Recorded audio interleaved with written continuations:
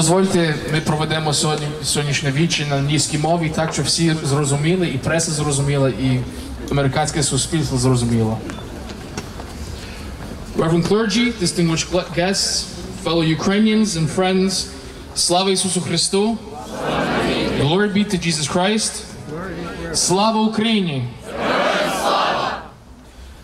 We have gathered together as one community united to pay our respects and to honor the fallen heroes of the Heavenly Brigade, also known as the Nabesna Sotnya, for their sacrifice for a free, independent European Ukraine. Also, we have gathered so that with one voice we may express our fury and rage with the continuing aggression of Russia and Mr. Putin on Ukrainian soil. We'll begin our gathering with the national anthems of Ukraine and the United States of America, followed by a prayer led by the Right Reverend Archimandrite Ivan Krutets.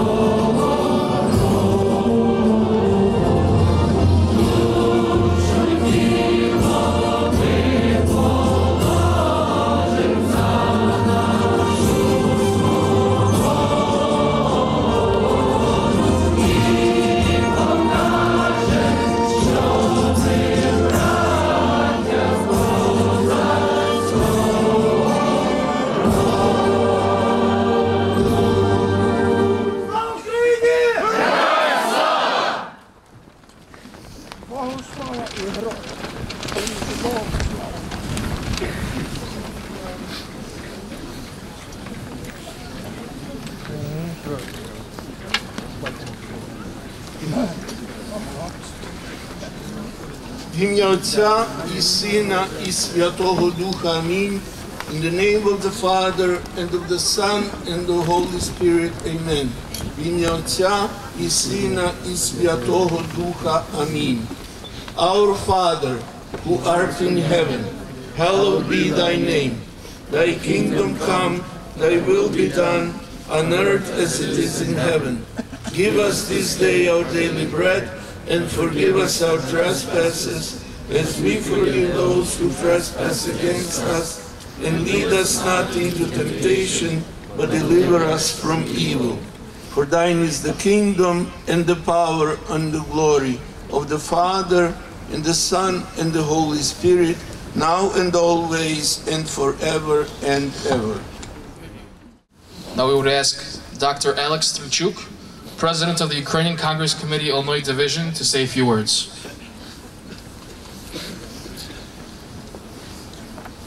Slava Isusu Christu. Today we remember our heroes, the Nebesna Sotnya, the Heavenly 100. 100 peaceful Ukrainian protesters gunned down by regime snipers whose dictatorship was backed by Russia. The horrible tragedy of the Heavenly 100 proved to be the start of blatant Russian aggression of Ukraine and the end of a peaceful Maidan.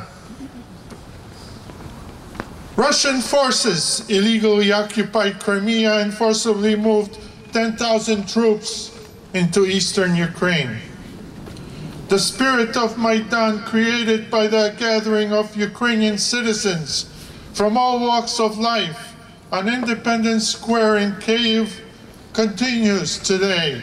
The Maidan spirit prevails in the east as it did in the barricades of Institutska and Hrushevsky streets in Kyiv.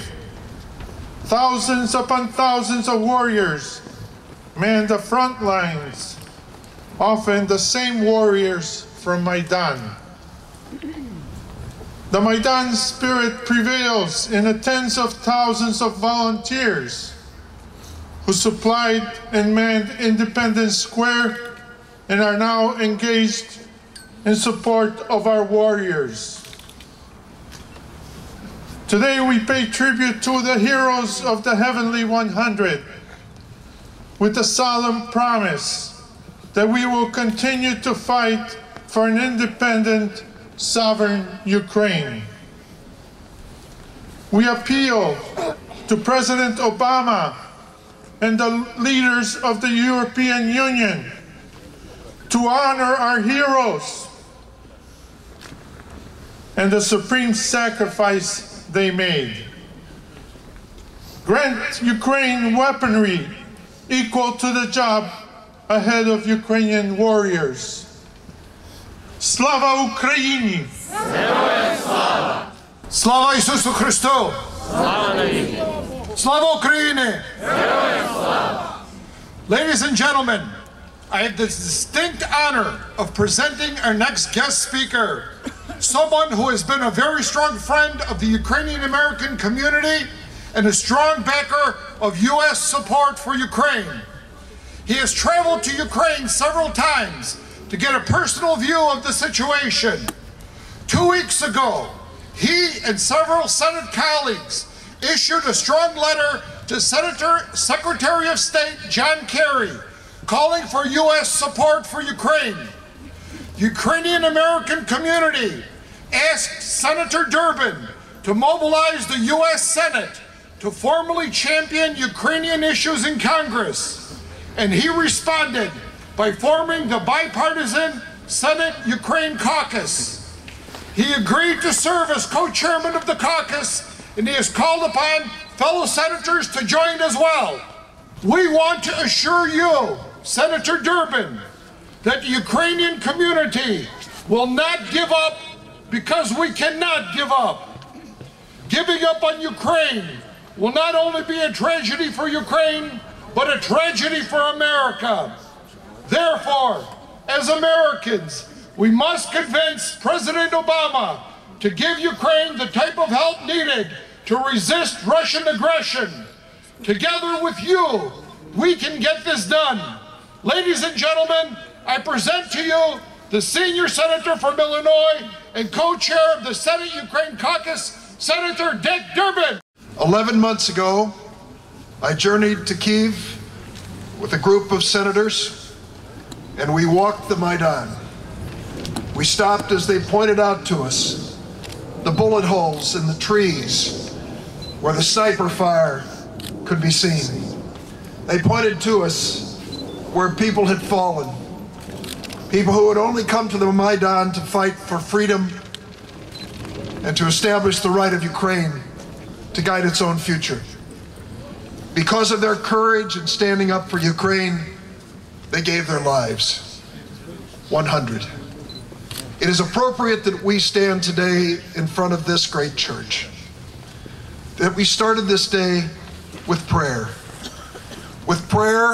of gratitude for the courage of the Heavenly 100, who stepped up as others have throughout history to stand up for freedom and liberty, and who gave their lives. I was told that there was a beautiful service this morning, that it gathered the Catholic, the Orthodox, and many others to pray together for these Heavenly 100. Prayer is important. Prayer is the right place to start. But we need more than prayer. We need to come together to stand behind the forces in Ukraine that are fighting the aggression of Vladimir Putin and the Russians today. We need to provide them with more than just prayer. We need to provide them with the weapons to defend their country against this aggression by Vladimir Putin. We need to put the sanctions, more sanctions, on Russia so that they can understand that this aggression will not stand. I look out here and I see flags from other nations, and they bring back memories. Over in the corner, that Lithuanian flag. You know how I feel about that. My mother was born in Lithuania. We have so many of our friends and neighbors here in Chicago from Poland. The Polish people can tell the story too, can't they? The story of Soviet aggression, the denial of freedom, the closing of churches. That story has been repeated over and over and over again. Many years ago, when I was just a young man with no gray hair, I would go to the rallies we called the Captive Nations rallies. Some of you may remember them. And we all came together, the countries that had been victimized by the Soviet Union, the countries that dreamed of freedom. And we wondered as we walked away, could we live long enough to see the day when there would be freedom in these countries? That day came. The Baltics were free. Poland was free. The Warsaw Pact ended. Ukraine had its freedom, had its opportunity to decide its own future. But Putin wouldn't allow that to happen. And so he sent in these forces. He didn't even have the courage to leave them in their Russian uniforms. He sent them in disguise, and they took the Crimea. And now, Donetsk. And now, what is next? It was several weeks ago when our government was preparing to send defensive weapons to help Ukraine. And then, Germany, Angela Merkel, and France, President Hollande, came forward and said, let us negotiate a ceasefire with Putin. A ceasefire with Putin. How many ceasefires have we received and remembered when it comes to Russia and Putin? We knew how this would end. We knew exactly how it would end. In Debaltseve, and in other countries, in other cities across Ukraine, people are still dying because of Putin's aggression. It is time for us to acknowledge the truth. And the truth is this. Ukraine is counting on the United States. Ukraine is counting on European Union. Ukraine is counting on freedom-loving nations across the world to stand by their side and support Ukraine. We must make certain that we put the pressure on Putin to stop with more sanctions, that we give Ukraine the weapons to fight, to defend their own territory, and to bring in international observers and peacekeepers who can tell us the truth of what is happening in Ukraine today.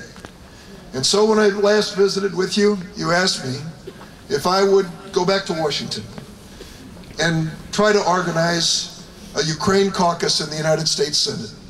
It's the first, and we did it. We have Republicans and Democrats standing together for Ukraine. And I joined with my friend and Republican colleague, Senator John McCain, Just 2 days ago. And we wrote a letter to our friend, Senator Kerry, now Secretary Kerry, telling him this was the time. The ceasefire has not worked. It is time for us to step up and defend Ukraine, to send them the weapons they need. And I promise you this. When I return to Washington tomorrow, I will continue to tell this story. I will remember you standing in the cold on this Chicago afternoon, standing in unity with the freedom fighters in Ukraine, standing for the liberty and freedom which we value so much. It is an honor to be here. It is an honor to carry on the tradition of freedom and to realize that each generation, every generation, has its own responsibility to preserve freedom and to be willing to fight for it. Slava Ukraine!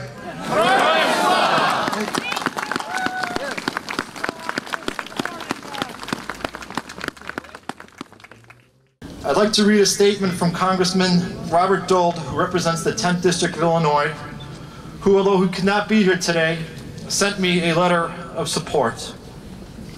Dear friends, I would like to express my support to the people of Ukraine and the members of the Ukrainian American Suburban Council. The events that occurred in Kyiv a year ago on this date evoked the challenges that have always faced those who dared to support freedom and liberty. I would like to thank the Ukrainian American Council for being a voice in Ukraine in the 10th District. I am pleased to be a friend of this great organization of the people of Ukraine and will continue to build strong ties with everyone who cares about the U.S.-Ukrainian relationship. Moving forward, I will do all I can in Congress to strengthen the U.S.-Ukrainian relationship and support the territorial sovereignty of Ukraine against Russian aggression. Thank you. Robert J. Dold, Member of Congress. May God bless America. May God bless all of you. May God bless the nation of Ukraine and all its people. Slava Ukraini!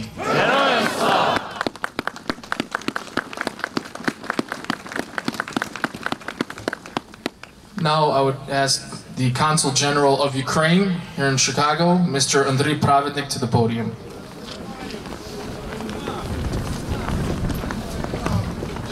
Сучасні отці, дорога українська громада, distinguished friends, історія і сучасність України, українського народу – це творіння героїв України.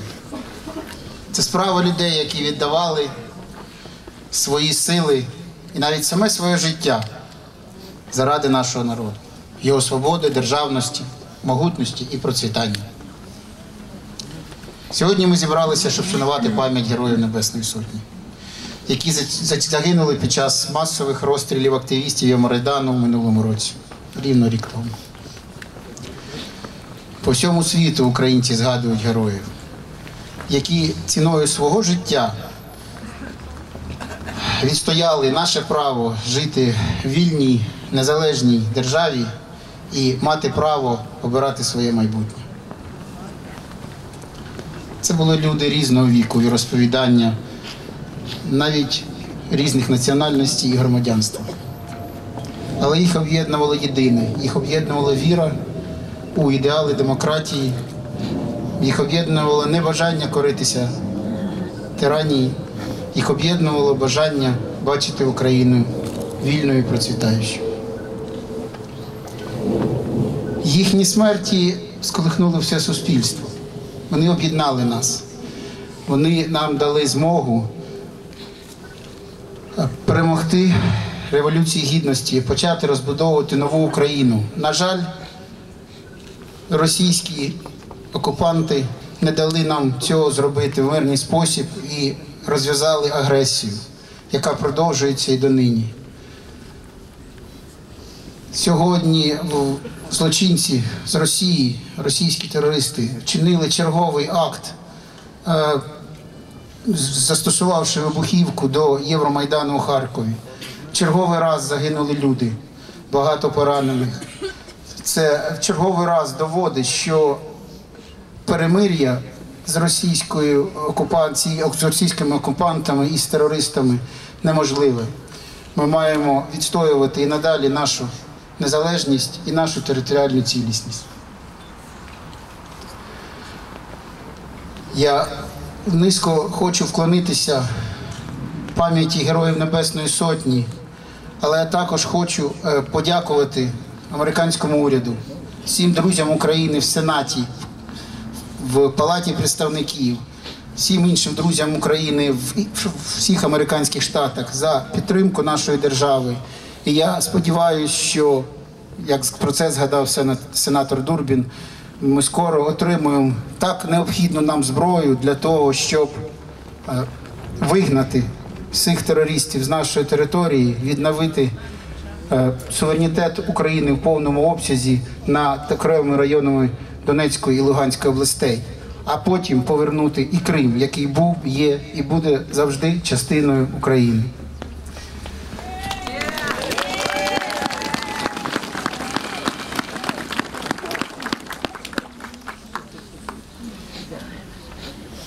I would like to say a few words in English too. Okay, I would like to thank you, Senator Durbin, and all senators who are members of Ukrainian caucuses in Senate, all others in the Congress, and all those in the US who try to support Ukraine, who try to make the implementation of the Ukraine Freedom Support Act reality, who are trying to make sure that we finally get weapons so needed in Ukraine to defend our freedom and independence. Жертовність героїв Небесної Сотні має назавжди закарбуватися в наших серцях. І я впевнений, що всі майбутні покоління українців будуть пам'ятати про їх подвиг заради нас, заради України, і їх імена ніколи не будуть забуті. Слава Україні! Now we would like to ask Ms. Laura Gilete, the Vice Consul General of Lithuania, to say a few words.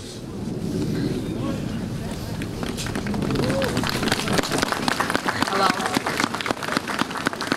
Dear Ukrainians, dear friends of Ukraine, 1 year ago, in the streets of Kyiv, were brutally killed innocent people for their belief in democratic and peaceful Ukraine, a member of the European family. Today we see that Ukraine is still paying enormous price with the lives of Ukrainian people for freedom and integrity for its own country. But now you are fighting not only for your own state, but for the Western values too. Peace and security for the whole region.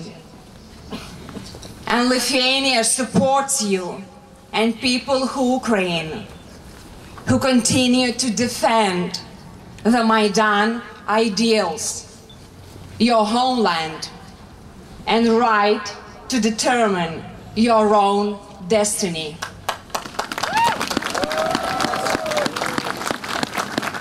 Today, my president, Dalia Grybauskaitė, together with other European leaders, participated in a March of Dignity in memory of Maidan victims in Kyiv, showing our support for Ukraine and its people and the choice you've made. And we are strong together. And we believe in Ukraine. We believe in strong and free Ukraine. Slava Ukraini!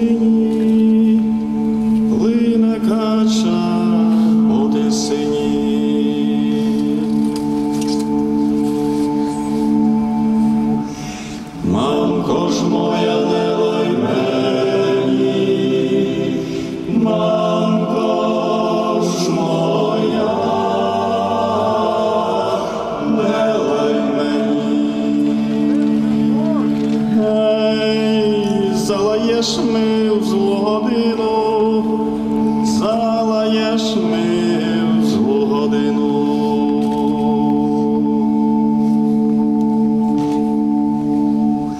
Сам не знаю, де погину, сам не знаю, де погину.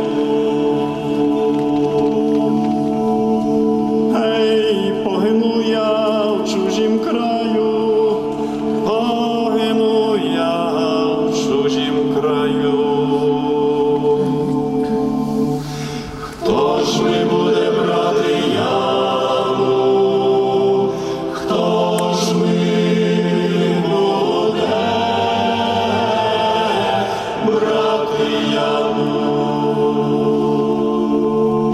Ей, виберуть ми чужі люди, виберуть ми чужі люди. Ці не жальте й мамко буде, ці не жальте, мамко буде. Гей, якби ж мені, синку, не жаль, якби ж мені, синку, не жаль.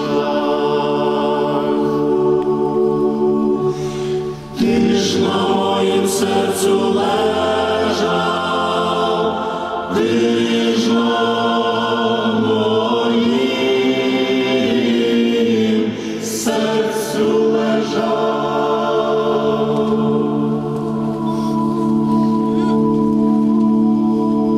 Ей, плине кача по тисині, плине кача по тисині.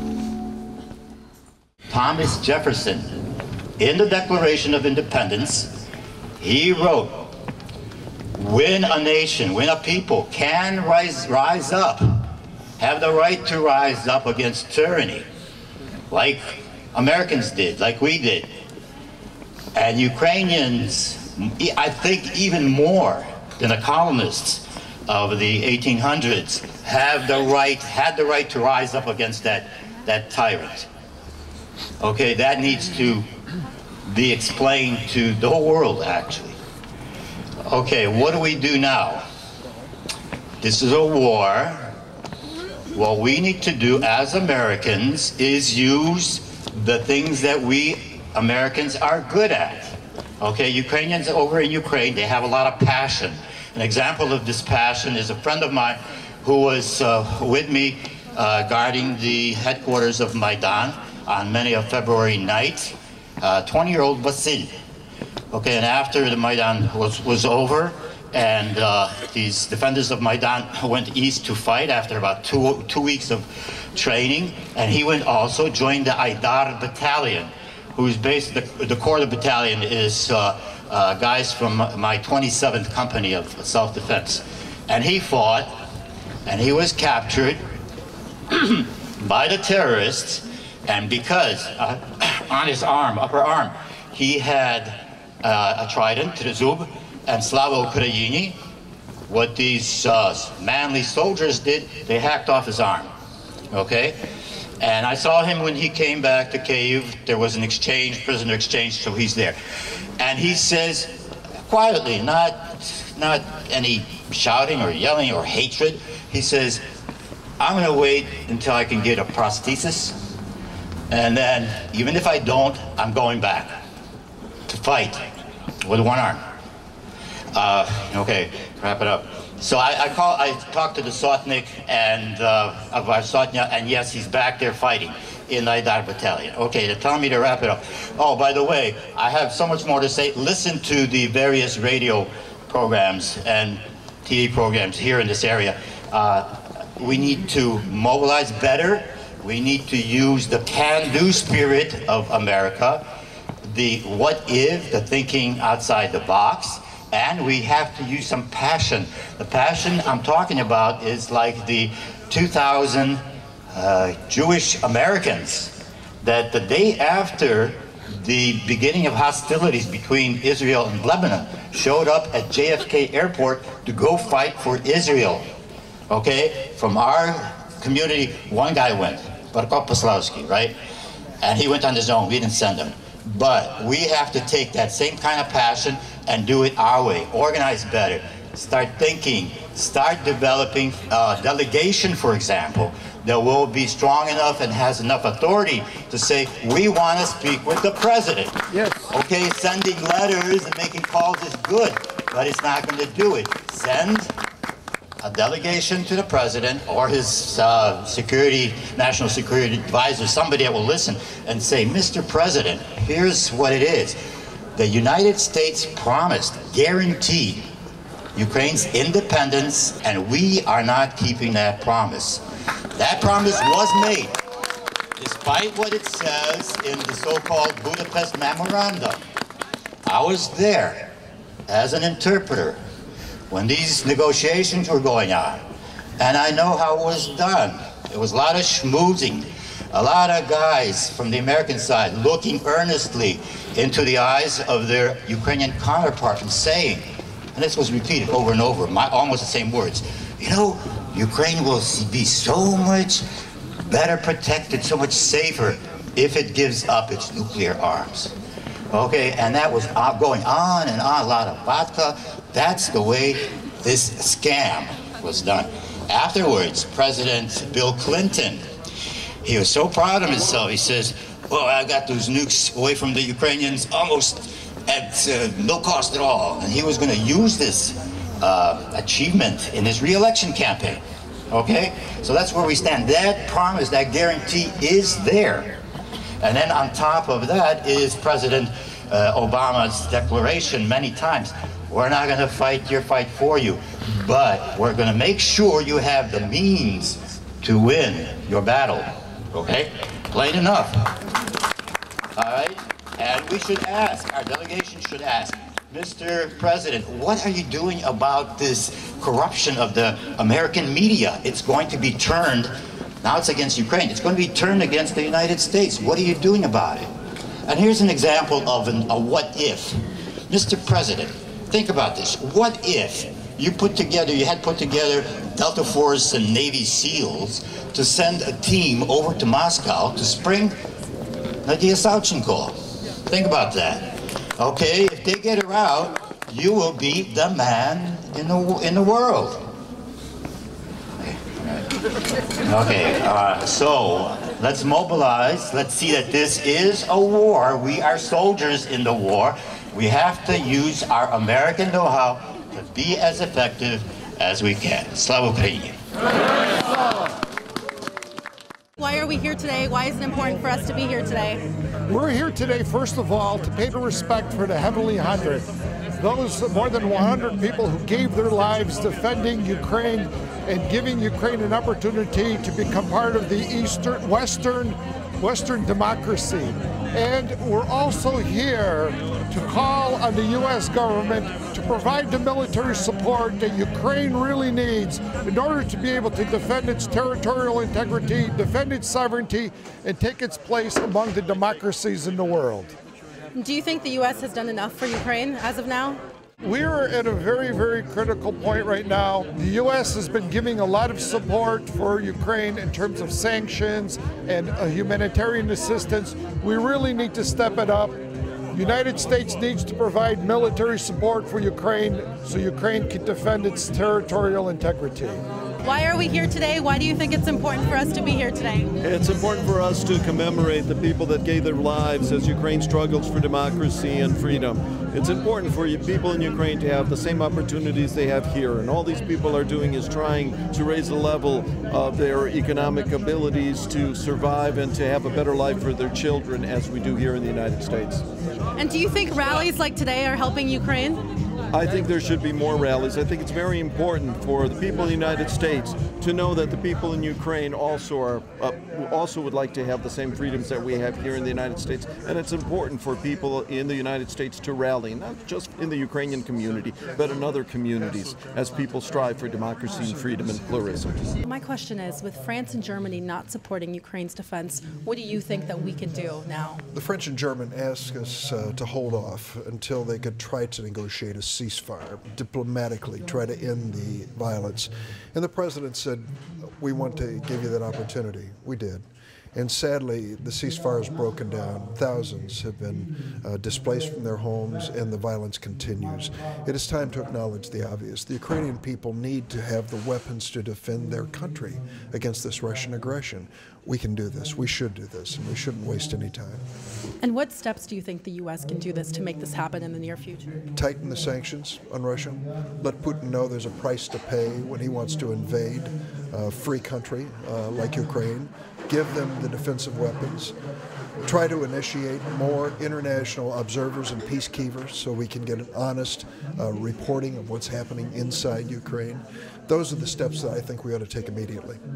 And how do you think rallies like today, why are you here, and why do you think rallies like this help Ukraine? Try to tell the story to this wonderful gathering that I've been attending these rallies, fighting Soviet and Russian aggression for as long as I've been in public life. It started with my mother, born in Lithuania, and the Baltics subjugated by the Soviets for generations. Our Polish neighbors know this story over and over.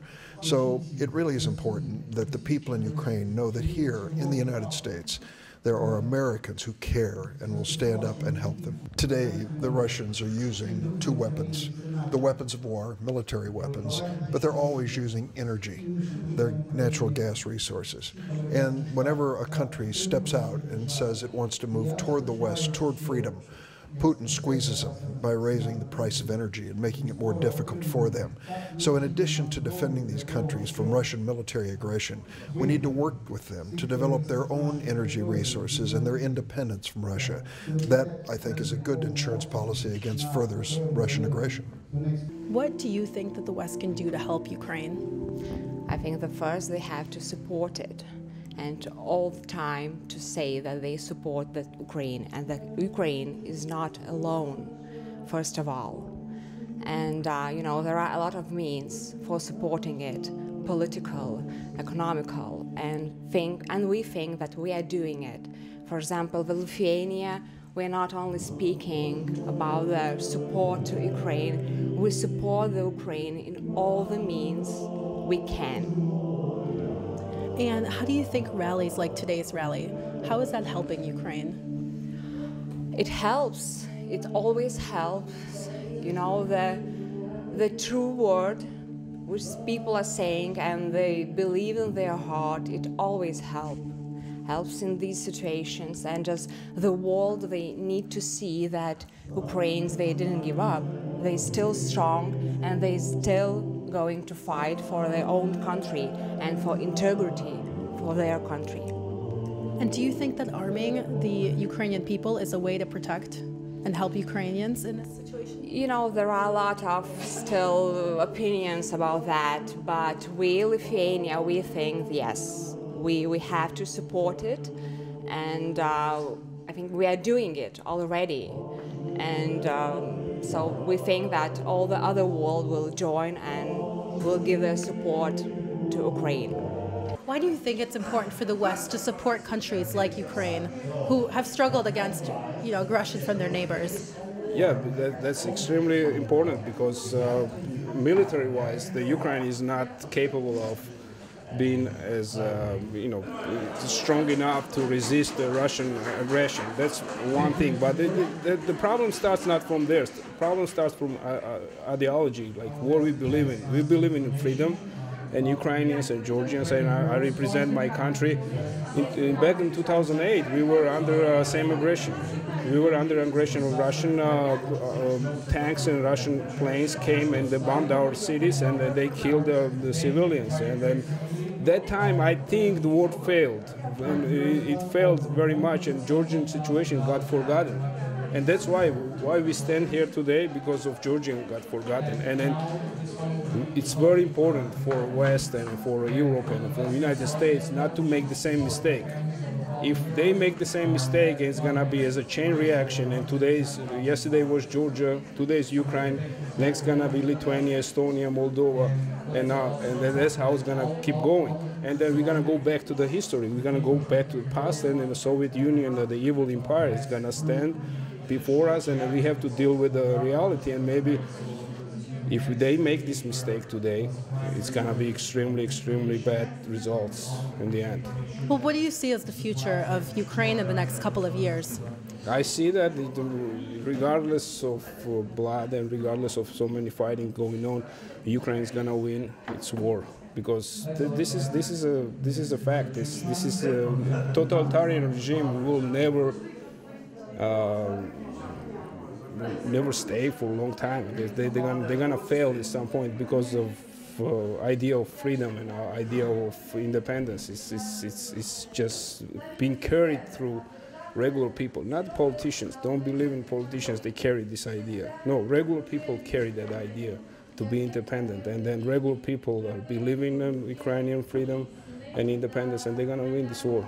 Well, the kind of attitude that they have, not because I think they either have sold Ukraine out or are afraid of Putin's nukes or something, but they're doing exactly the opposite of helping. Instead of providing Ukraine with the arms, the lethal arms it has to have, so it's not to have its fighters go up against tanks with AK-47 rifles, automatic rifles, has to provide them with that weaponry. But it, in effect, and the United States is joining, has an embargo on arms supplies to Ukraine, and forcing Ukraine to negotiate with Putin, which is a losing proposition to begin with, because he's not going to keep any promise or agreement anyway. Do you think that it'll happen? Do you think the U.S. is actually going to supply Ukraine with the weapons that it needs? That's up to us and these people out here.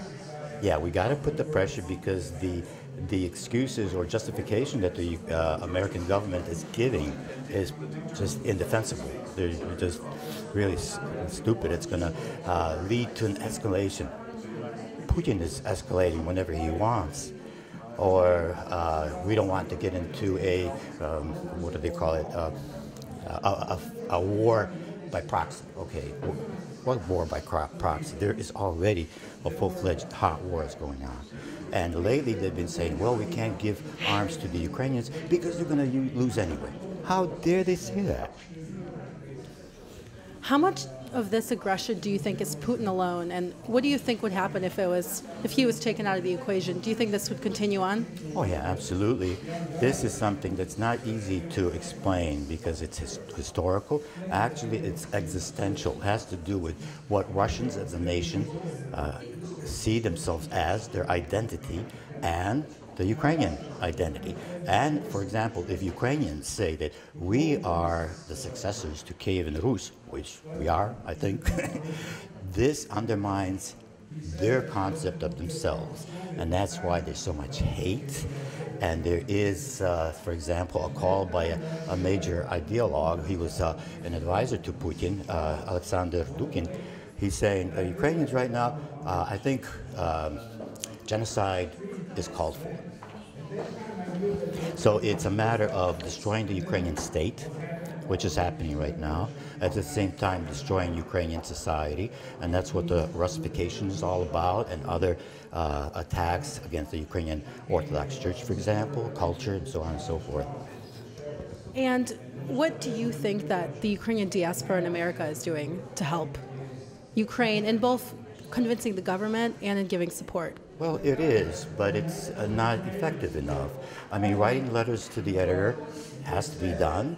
That was the only weapon we had in the 60s, 70s, and 80s, you know, but that's a matter of a drop of water wearing down the stone. There's no time for that. That's why we need to get a powerful delegation that the president might listen to and say, Mr. President, what you're saying, the reasons you're giving don't make sense. Come clean with us. Tell us what is the real reason why you are not keeping the American promise, guarantee to defend Ukraine. And if Ukraine does, or if the United States does help Ukraine by supplying them with the weapons they need, what do you see as Ukraine's future in the next couple of years? It will survive. It is on the edge of ceasing to exist. That's what Putin's plan is. And give them a chance to fight. I mean, that's what it's all about. You know, if you're not going to send boots on the ground, you at least have to give them the wherewithal to fight. And we promised, President Obama said, we're not going to fight for you, but we're going to, et cetera, et cetera. And I think, given the passion that I see with the men and women at the front when they come back for R&R or to heal their wounds, they're there, and these are wonderful people. These are the cream of Ukrainian manhood and womanhood, really, and they will fight to the end, and they will die. They will die, because how long can you stand up to tanks with AK-47s?